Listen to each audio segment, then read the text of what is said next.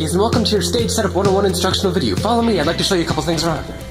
Now, it's important to know that the way that we have the stage set up right now, it should never have to be moved. Nothing should have to be moved, so I'm going to show you how things are set up here. This here is our lovely stage setup that we have, okay? Everything goes from left to right. So here on the left side of the stage, we have our keys as well as vocalist 1 with monitor 1. We go along to monitor 2, which are daisy chained together for vocalist 2 and 3. We move along to monitors 3, which are daisy chained together for guitarists, both 1 and 2, as well as vocalist 4 if need be.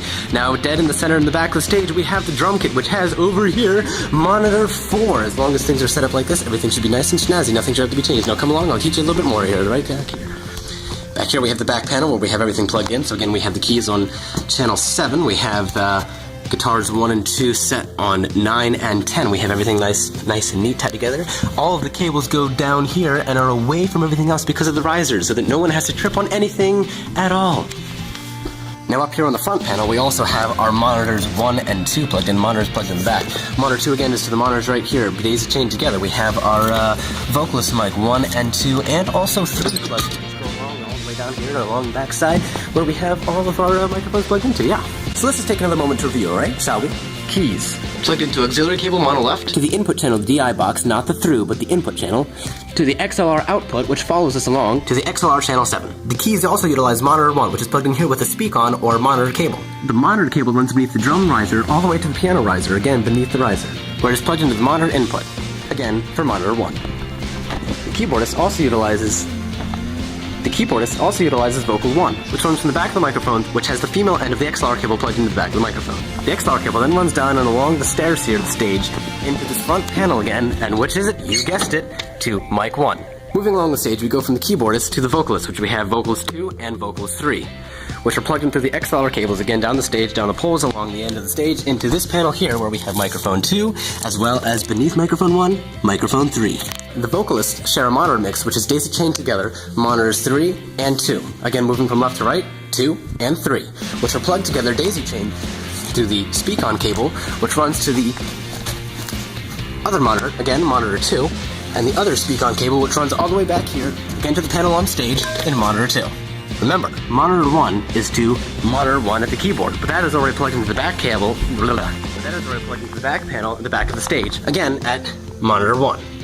On the complete right side of the stage then, we do have the guitar setup. Here, we would have guitars 1 and guitars 2. The guitar tracks are plugged in the back panel of the stage on 9 and 10, with their subsequential monitor mix 3, which runs through a speak-on cable again beneath the drum riser all the way to the other side, running between the riser, the drum riser, and the guitar riser, and comes out to plug into monitor 3, which is daisy chained to monitor 3 number 2. So the guitarists will share the same monitor mix on their guitar riser. The guitars then are also plugged into a DI box to the input with an XLR cable and the auxiliary cable running to the guitar. This auxiliary cable is also known as a 1/4-inch cable. Remember that. Finally, in the very back of the stage, behind the vocalists, we have the drum kit. Primarily, the only part of the drum kit that we actually mic is the kick. The kick drum gets this specialized microphone, which is plugged in with the XLR cable, again the female end, to the back of the microphone. The cable runs beneath the riser of the drum kit to the back panel where it is plugged into track 16. It then has its own monitor mix here on monitor 4. Monitor 4 is plugged into the speak-on cable to the back panel here, again, at monitor 4. But wait, Nick, I only see monitors 1, 3, and 4. Where is monitor 2? Well, remember, monitor 2 is the monitors that the vocalists share, which is plugged into the front panel, again, you guessed it, at monitor 2. We've learned a whole heck of a lot about how the stage should be set up here in the youth wing, but let's talk about what's going on behind the scenes. Follow me to the soundboard. Now, humbly speaking, the sound booth doesn't look like much, but what we have behind the scenes will surprise both you and your grandmother. Start by turning on the computers. Computer 1 and Computer 2. Computer 1 has the power button in the back. Just go ahead and press that. That'll start to turn on. Computer 2 has the sound button on the back side of the left corner. That can be found here.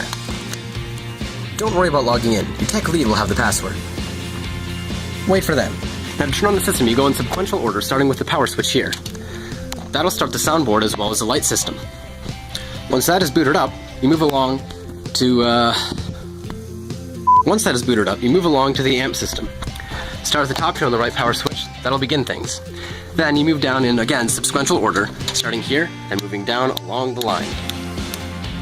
The cafe you don't really have to turn on until things really get going when the band worships and everything else is going on. Woo! This is your main soundboard, the Soundcraft 2. We'll learn more about the soundboard later, but remember those monitor mixes that I told you about?